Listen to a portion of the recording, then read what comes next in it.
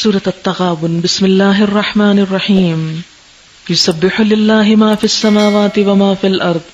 اللہ کی تسبیح کر رہی ہے ہر وہ چیز جو آسمان و زمین میں ہے۔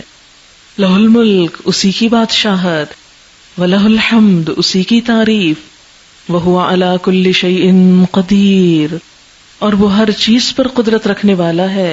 هو الذی خلقکم، اسی نے تم کو پیدا کیا ہے۔ فمنکم کافر، تو تم میں سے کچھ کافر ہیں، کوئی کافر ہے۔ ومنکم مؤمن، اور کوئی مومن ہے۔ یعنی اللہ نے تو تم کو فطرت سلیم پہ پیدا کیا، لیکن تم کوئی ایمان پہ اور کوئی کفر پہ چلا گیا۔ واللہ بما تعملون بصیر، اور اللہ وہ سب کچھ دیکھ رہا ہے جو تم کرتے ہو۔ خلق السماوات والارض بالحق، اس نے آسمان و زمین کو حق عدل کے ساتھ پیدا کیا۔ وصورکم، اور تمہاری صورت بنائی۔ فاحسن صورکم، اور بڑی عمدہ بنائی۔ آپ دیکھیں کہ انسان سارے جانوروں سے اپنی شکل میں ممتاز ہے۔ بندر اور بن مانس ملتی جلتی مخلوق ہے انسان سے، لیکن ان کے مقابلے میں کتنی حسین۔ احسن، احسن سے احسنا، جیسے سورۃ مؤمن میں بھی آتا ہے وصورکم فاحسن صورکم ورزقکم من الطیبات۔ یا ایھا الانسان ما غرک بربک الکریم الذی خلقک فسواک فعدلک فی ای صورۃ ما شاء رکبک هو الذی یصورکم فی الارحام کیف یشاء والیہ المصیر۔ اللہ نے شکل نہیں دیکھنی تمہاری، اسی کی طرف لوٹنا ہے، پھر وہ پوچھے گا، حساب لے گا۔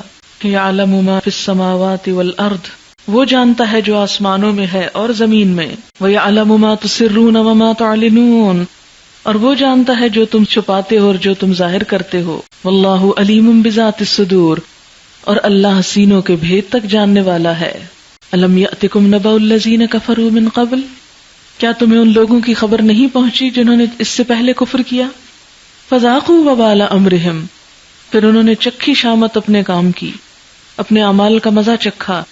ولہم عذاب علیم، اور ان کے لیے دردناک عذاب ہے۔ ذالک بانہ کانت تأتیہم رسلہم بالبینات، یہ اس لیے کہ آئے تھے ان کے پاس ان کے رسول کھلی نشانیاں لے کر۔ فقالوا، تو وہ کہنے لگے، ابشر یہدوننا، انسان ہمیں ہدایت دیں گے، بشر ہم کو ہدایت دے گا۔ فکفروا، تو انہوں نے بات نہ مانی۔ وتولوا، منہ موڑ لیا، توجہ ہی نہ کی، بے نیازی برتی۔ واستغنى اللہ، اور اللہ بھی بے پرواہ ہو گیا، یعنی ان کے ایمان اور عبادتوں سے۔ واللہ غنی حمید، اور اللہ ہے ہی بے نیاز تعریف والا ہے۔ زعم الذین کفروا ان لن یبعثوا، منکرین بڑے دعوے سے کہتے ہیں کہ وہ مرنے کے بعد ہرگز دوبارہ نہ اٹھائے جائیں گے، لیکن یہ کیا ہے؟ محض گمان۔ زعم جو ہوتا ہے نا، اس کا اطلاق جھوٹ پر بھی ہوتا ہے، یعنی محض گمان ہے جس کی کوئی دلیل نہیں۔ اور جو شخص دلیل کے بغیر کوئی بات سمجھتا، کوئی عقیدہ رکھتا ہے، تو پھر اس کا انجام یہی ہونا چاہیے۔ قل بلا وربی لتبعثن، کہہ دیجئے کیوں نہیں، قسم ہے میرے رب کی، تم ضرور اٹھائے جاؤ گے۔ ثم لتنبؤن بما عملتم، پھر ضرور تم بتائے جاؤ گے جو کچھ تم عمل کرتے رہے۔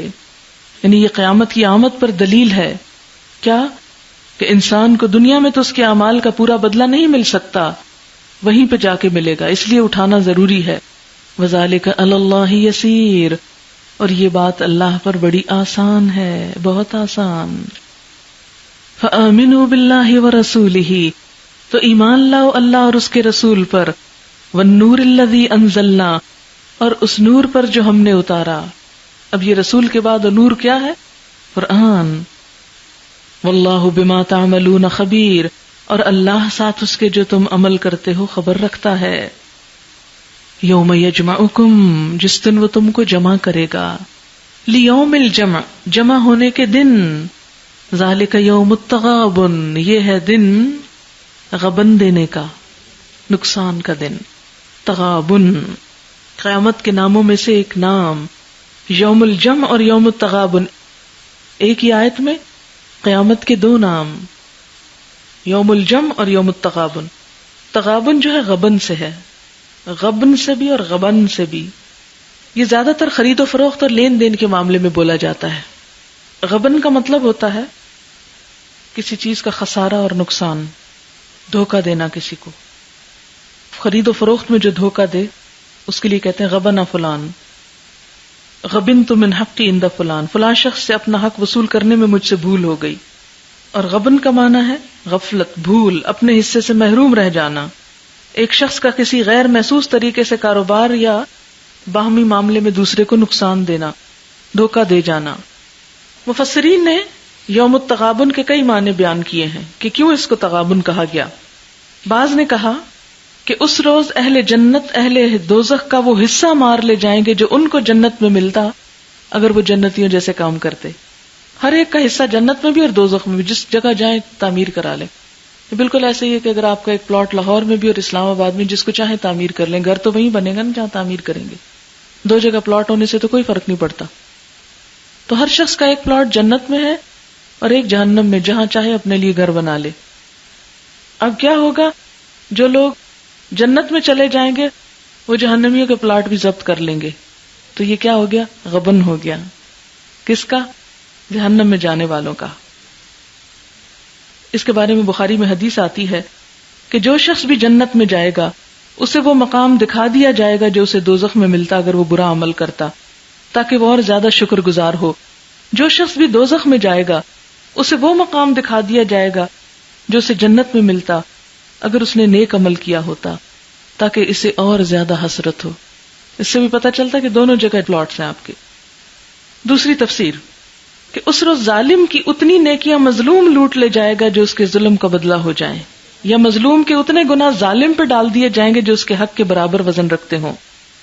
اس کے بارے میں بخاری میں آتا ہے آپ صلی اللہ علیہ وسلم نے فرمایا، جس شخص کے ذمہ اپنے کسی بھائی پر کسی قسم کے ظلم کا بار، اسے چاہیے کہ یہیں سبق دوش ہو جائے، کیونکہ آخرت میں دینار و درہم نہ ہوں گے، وہاں اس کی نیکیوں میں سے کچھ لے کر مظلوم کو دلوائی جائیں گی، یا اس کے پاس نیکیاں کافی نہ ہو تو مظلوم کے گناہ اس پر ڈال دیے جائیں گے. گویا وہ نیکیاں جو کما کے لایا تھا، جس سے اس نے جنت لے لی تھی، وہ اس سے لے لی گئی، یعنی مظلوم کے پاس چلی گئی. تو اس کا غبن ہو گیا نا، نقصان ہو گیا. آپ صلی اللہ علیہ وسلم نے یہ بھی فرمایا کہ کوئی جنتی جنت میں اور کوئی دوزخی دوزخ میں اس وقت تک نہ جا سکے گا جب تک کہ اس کے ظلم کا بدلہ نہ چکا دیا جائے جو اس نے کسی پر کیا ہو، یہاں تک کہ ایک تھپڑ کا بدلہ بھی دینا ہوگا. ہم نے عرض کیا یہ بدلہ کیسے دیا جائے گا جبکہ قیامت میں ہم ننگے بچے ہوں گے؟ فرمایا اپنے اعمال کی نیکیوں اور بدیوں سے بدلہ چکانا ہوگا. کیسے بیٹھ کے آرام سے غیبت کرتے رہتے ہیں لوگوں کی. اور وہ حدیث کتنی مشہور ہے، آپ نے فرمایا تم جانتے ہو مفلس کون ہے؟ تو لوگوں نے عرض کیا مفلس وہ ہوتا ہے جس کے پاس مال متاع کچھ نہ ہو. فرمایا میری امت میں مفلس وہ ہے جو قیامت کے روز نماز، روزہ، زکوٰۃ ادا کر کے حاضر ہوا مگر اس حال میں آیا کہ کسی کو اس نے گالی دی، کسی پر بہتان لگایا، کسی کا مال مار کھایا، کسی کا خون بہایا، کسی کو مارا پیٹا. پھر ان سب مظلوموں میں سے ہر ایک پر اس کی نیکیاں لے کر بانٹ دی گئیں، اور جب نیکیوں میں سے کچھ نہ بچا جن سے اس کا بدلہ چکایا جاتا تو ان میں سے ہر ایک کے کچھ کچھ گناہ لے کے اس پہ ڈال دیے گئے اور وہ شخص دوزخ میں پھینک دیا گیا. ایک اور حدیث میں ہے آپ صلی اللہ علیہ وسلم نے فرمایا کسی مجاہد کے پیچھے اگر کسی شخص نے اس کی بیوی اور اس کے گھر والوں کے معاملے میں خیانت کی تو قیامت کے روز اس مجاہد کے سامنے کھڑا کر دیا جائے گا اور اس کو کہا جائے گا اس کی نیکیوں میں سے جو کچھ تو چاہے لے لے. یعنی ایک مجاہد جہاد کرنے گیا ہوا ہے، پیچھے سے اس کی بیوی کو بہلا پسلا لیا یا یہ کہ اس کے مال میں کچھ خیانت کر لی، تو قیامت کے دن کیا ہوگا؟ مجاہد سے کہا جائے گا اس کی نیکیوں میں سے جس نے تیرے گھر میں خیانت کی تو کیا کر، جو چاہے لے لے. پھر حضور صلی اللہ علیہ وسلم نے ہماری طرف متوجہ ہو کر فرمایا پھر تمہارا کیا خیال ہے، یعنی تم کیا اندازہ کرتے ہو اس کے پاس کیا چھوڑے گا. ایک اور تفسیر تغابن کی یوں کی گئی کہ تغابن کا لفظ چونکہ تجارت کے معاملے میں بولا جاتا ہے تو اللہ نے دنیا کس لیے دی تھی کہ ہم تجارت کریں نا. اور جو شخص دنیا میں نیکی کی تجارت کرے گا، نیکی کماتا چلا جائے گا تو قیامت تک اس کی نیکیاں بڑھتی چلی جائیں گی. اور اس طرح اس نے اپنے جان، مال، جسم، ہر چیز سے کیا کیا؟ ایک فائدہ اٹھایا.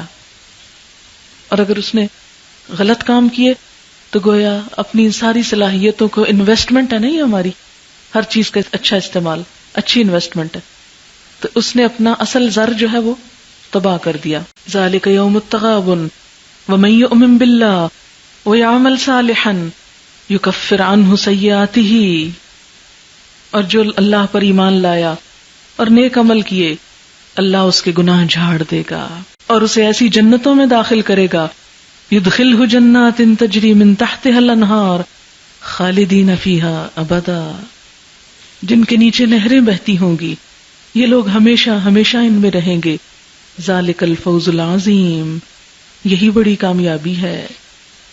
والذین کفروا وکذبوا بآیاتنا، اور وہ لوگ جنہوں نے کفر کیا اور ہماری آیات کو جھٹلایا، اولئک اصحاب النار، یہ دوزخ والے ہیں، خالدین فیہا، اس میں ہمیشہ رہیں گے، وبئس المصیر، کتنا برا ٹھکانہ ہے، ما اصاب من مصیبت الا باذن اللہ، کوئی مصیبت نہیں آتی مگر اللہ کے اذن سے آتی، جسے پیچھے بھی پڑھا نا آپ نے سورۃ الحدید میں، تو اللہ تعالیٰ فرماتے ہیں اس سے پہلے کہ ہم اسے لائیں ہم پہلے سے ہی لکھ چکے ہوتے ہیں۔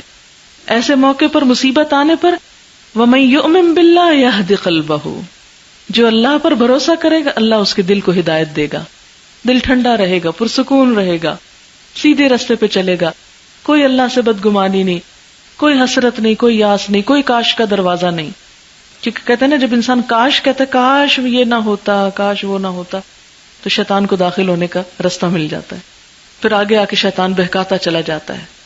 تو جو شخص مصیبت پہ صبر کرے گا، اللہ پہ بھروسہ کرے گا، کہ کوئی بھی چیز جب انسان کے ہاتھ سے مثلا نقصان ہوتی، کوئی چیز جو چلی جاتی اور اس موقع پر انسان یہ سوچے اللہ نے دیا اور اللہ ہی نے لے لیا، اللہ کی چیز سے امانت تھی، ختم، تو پھر کوئی غلط کلمہ نہ زبان سے نکلتا، نہ شکوہ دل میں آتا ہے، نہ انسان بلا وجہ پریشان ہوتا ہے، اور نہ اپنے وقت اور اپنی زندگی صلاحیتوں ان چیزوں کو گنواتا ہے۔ یہدی قلبہ، اور دل ہدایت پا جائے تو سارا عمل درست ہو جاتا ہے۔ واللہ بکل شیء علیم، اور اللہ ہر چیز کو جاننے والا ہے۔ وَأَطِیعُوا اللَّهَ وَأَطِیعُوا الرَّسُولَ، اطاعت کرو اللہ کی اور اطاعت کرو رسول کی۔ فَإِن تَوَلَّيْتُمْ، اور اگر تم اطاعت سے منہ موڑتے ہو، فَإِنَّمَا عَلَى رَسُولِنَا الْبَلَاغُ الْمُبِينُ، تو ہمارے رسول کے ذمہ کھلم کھلا پہنچا دینا ہے۔ اللہ لا الہ الا ہو، اللہ وہ ہے جس کے سوا کوئی خدا نہیں۔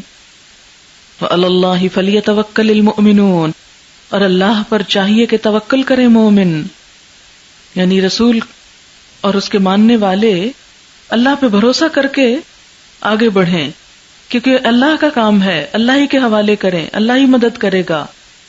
یا ایھا الذین آمنوا ان من ازواجکم واولادکم عدوا لکم فاحذروہم، اے لوگو جو ایمان لائے ہو، تمہاری بیویوں اور تمہاری اولاد میں سے بعض تمہارے دشمن ہیں، دشمن، میٹھے دشمن۔ وَإِن تَعْفُوا وَتَصْفَحُوا وَتَغْفِرُوا، اگر معاف کر دو، عفو درگزر سے کام لو، معاف کر دو، بخش دو، تو اللہ بھی غفور الرحیم ہے۔ اولاد ہو یا ازواج ہوں، شوہر ہوں یا شوہر کے لیے بیوی، انسان ان کے معاملے میں انتہائی کمزور ہے، انتہائی کمزور۔ ساری دنیا کو اصول اور ضابطے اور قاعدے سکھاتا ہے، یہاں آ کے سب بھول جاتا ہے۔ کسی ایک ٹیچر کے بچے کو ہی دیکھ لیں کہ دوسروں کو وہ تہذیب سکھاتا ہے، ڈسپلن سکھاتا ہے، اور وہی اپنے بچے کو ڈسپلن سکھانے میں ناکام ہے۔ کیوں؟ اس لیے کہ وہاں وہ جو بے جا کی محبت ہے نا، سافٹ کارنر، ہائے بیچارے سو رہے ہیں، ہائے بیچارے بھوکے، ہائے بیچارے تھکے ہوئے، وہ ان کو انسان نہیں بننے دیتے۔ یہی دشمنی ہے کہ وہاں آ کر انسان کمزور پڑ کے سب بھول جاتا ہے۔